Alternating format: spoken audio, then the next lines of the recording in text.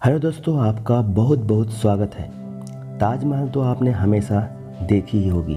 आज हम ताजमहल का इतिहास, कब बना, किसने बनवाया, इसकी पूरे डिटेल्स के बारे में जानेंगे कि ताजमहल कहाँ स्थित है, कौन थी मुमताज महल, ताजमहल के निर्माण का इतिहास, ताजमहल की संरचना और ताजमहल की विभिन्न हिस्से और ताजमहल से जुड़ी बहुत सारी अफवाह, सभी के बारे में आज इस वीडियो में हम जानेंगे।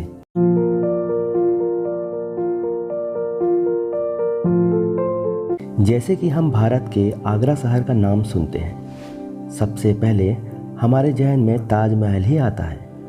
सबसे सफ़ेद संगमरमर से बना यह महल असीम प्रेम की निशानी है। ताजमहल का निर्माण मुग़ल शासक शाहजहां ने करवाया था। यह दुनिया के 7 अजूबों में से एक है।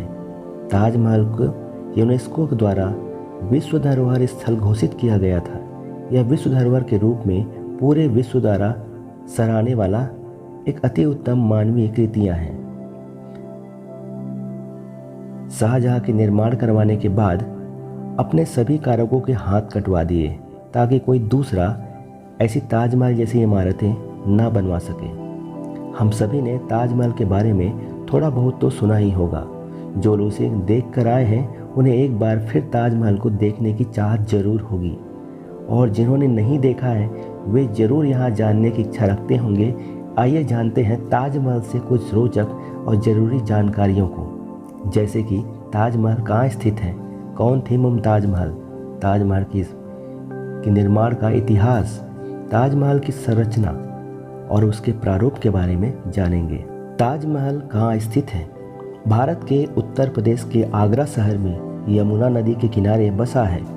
ताजमहल, इसका निर्माण मुग़ल शासक शाहजहां ने अपनी पत्नी मुमताज महल की याद में बनवाया था।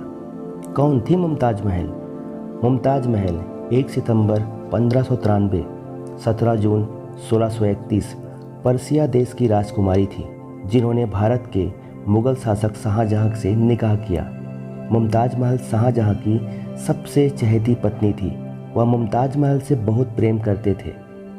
सन 1631 से 37 वर्ष की उम्र में अपनी 14वीं संतान गौहरा बेगम से जन्म देते वक्त मुमताज महल ने अपना दम तोड़ दिया। ताजमहल के निर्माण का इतिहास, किसने बनवाया था? ताजमहल का निर्माण का श्रेय 5वें मुग़ल शासक शाहजहां को जाता है। शाहजहां ने भारत पर 1626 से 1658 तक शासन किया।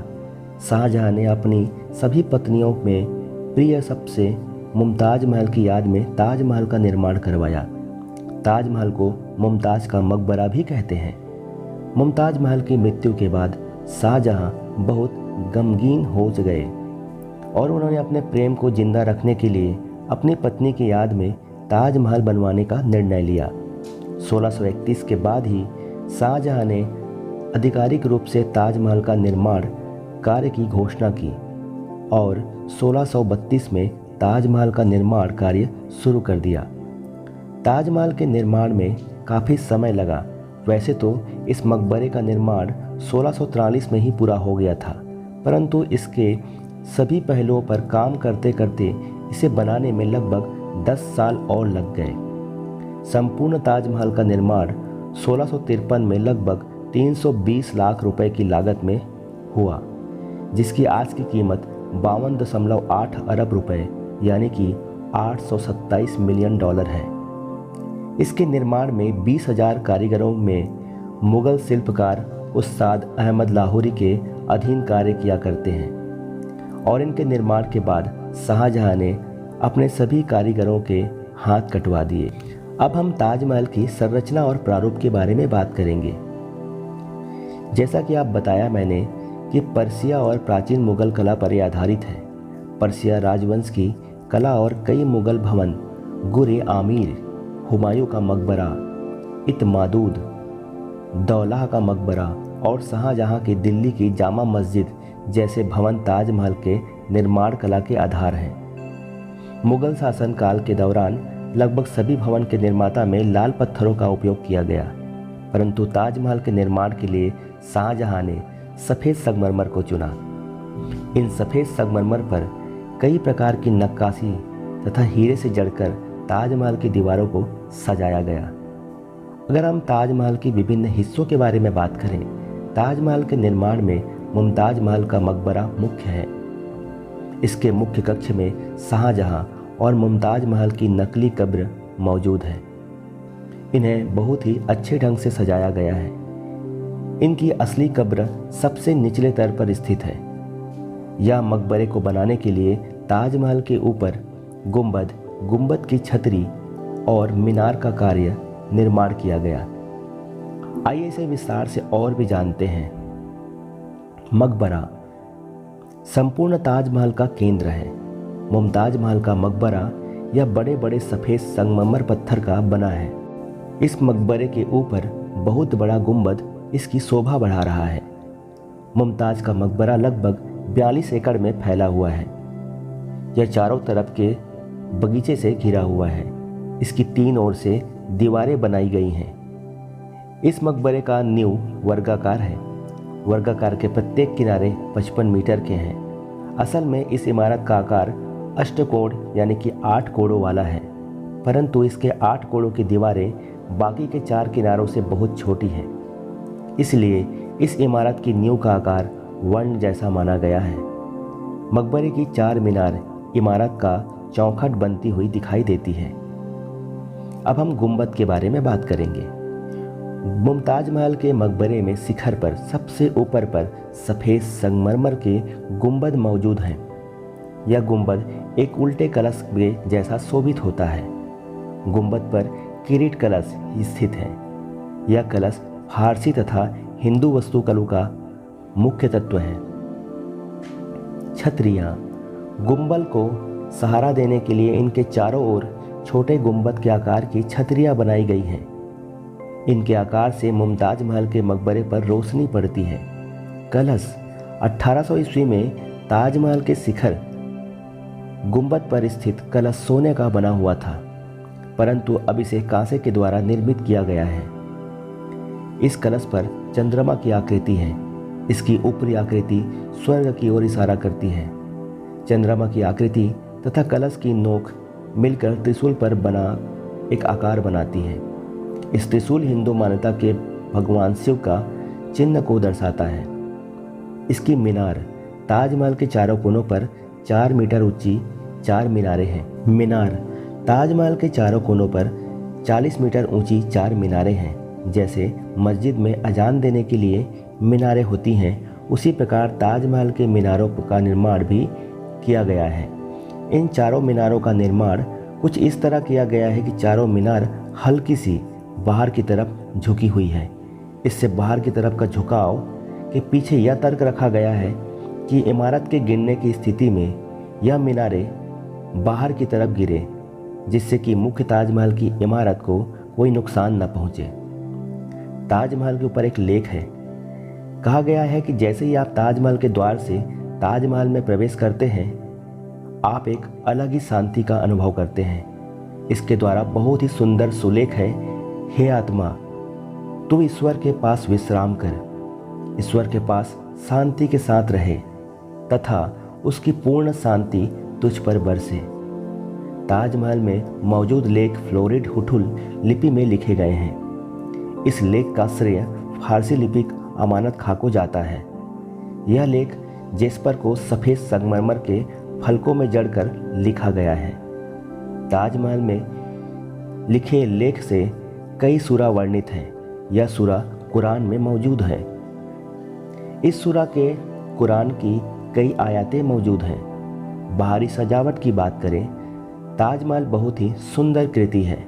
यह मुगल वास्तुकला का अप्रतिम उदाहरण है। इसे विभिन्न नक्काशी एवं रत्नों को जड़कर निर्मित किया गया है। विश्व धरोहर ताजमहल पूरे विश्व का सबसे पसंदीदा पर्यटक स्थलों में से एक है। यह हर वर्ष लगभग 7 से 8 लाख पर्यटकों को अपनी ओर आकर्षित करता है। यह भारत सरकार का पर्यटन होने वाली आय का मुख्य स्रोत है। इसे देखने विश्व भर से कई देशों के लोग आते हैं।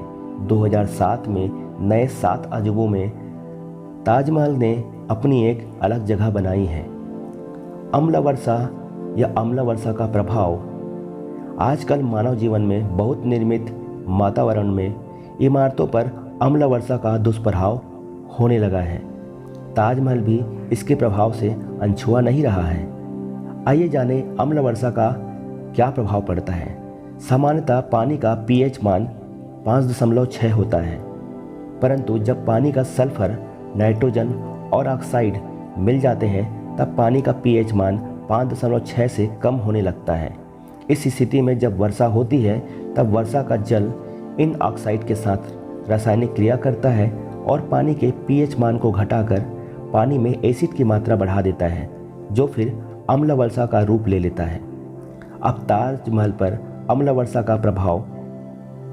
ताजमहल आगरा में स्थित है। आगरा में कई कारखाने और पावर प्लांट हैं, जिन्हें कई घातक रासायनिक पदार्थ निकलते रहते हैं। यह अम्ल हवा के साथ मिलकर क्रिया करते हैं और अम्ल वर्षा में सहायक बनते हैं। यह अम्ल वर्षा ताजमहल के संगमरमर पर गिरकर ताजमहल की संगमरमर यानी कि कैल्शियम कार्बोनेट से क्रिया करने लगती है। इस क्रिया के कारण यह अद्वितीय इमारत को हानि पहुंचती है। अम्ल वर्षा के कारण सफ़ेद संगमरमर पीला पड़ने लगता है, जिससे ताजमहल अपना सौंदर्य खोने लगा है। और अम्ल वर्षा के प्रभाव को रोकने के लिए अधिक मात्रा में पेड़ लगाने होंगे और कारखानों से आने वाले अम्ल को रोकना होगा। ताजमहल से जुड़ी अफवाह और सच के बारे में भी आज जानेंगे। ताजमहल से जुड़े कुछ मिथ आज हम सच मान बैठे हैं, जैसे कि हम यहाँ पर उन्हीं मिथ की सच्चाई बताने जा रहे हैं। अफवाह है कि ताजमहल बनाने वाले मजदूरों के हाथ काट दिए गए थे। सच्चाई यही है कि शाहजहां ने ताजमहल बनाने के बाद मजदूरों को जिंदगी भर पगार देने का वादा किया और उन्हें काम न करने की सलाह दी थी, एवं वह अपने वादे के अनुसार सभी मजदूरों को पगार देते थे। अब अफवाह यह है कि ताजमहल का रंग बदलता रहता है। सच्चाई यही है कि ऐसा कुछ भी नहीं। सूरज की रोशनी से ताजमहल चमकने लगता है और रात में चांद की रोशनी से ताजमहल का रंग बदला हुआ नजर आता है। उम्मीद करता हूँ आपको वीडियो पसंद आई होगी। वीडियो को लाइक, शेयर, सब्सक्राइब जरूर करें। अब जानेंगे ताजमहल का विवाद। इलाहाबाद कोर्ट में ताजमहल के बंद कमरों को खोलने की याचिका दायर की गई है, जिसमें यह कहा गया है कि इसके 22 कमरे खुलवाए जाएं और उनकी सही तरीके से जांच की जाए। दायर याचिका में इस बात का दावा किया गया है कि इसमें हिंदू देवी देवताओं की मूर्तियां हैं। जो ये खबर सामने आई है, उनके मुताबिक याचिका अयोध्या में बीजेपी के मीडिया प्रभारी की ओर से दायर की गई है। याचिकाकर्ता ने एएसआई के सवाल पूछते हुए कहा कि इस कमरे को बंद है, इसका कोई कारण है। हो सकता है उनमें कई सवाल मिस्ट्री ऑफ कल्चर से भी पूछा जा सकता है। इसके जवाब से सुरक्षा कारण के मुद्दा निकाल कर आया है कि यही कारण है कि इसके बंद होने का। फिर कुछ और पता याचिका सुनवाई में इस दौरान चल ही रहा है और आगे पता चलेगा। कैसी लगी आपको ताजमहल की पूरी कहानी? उम्मीद करता हूँ आपको वीडियो खूब पसंद आई होगी।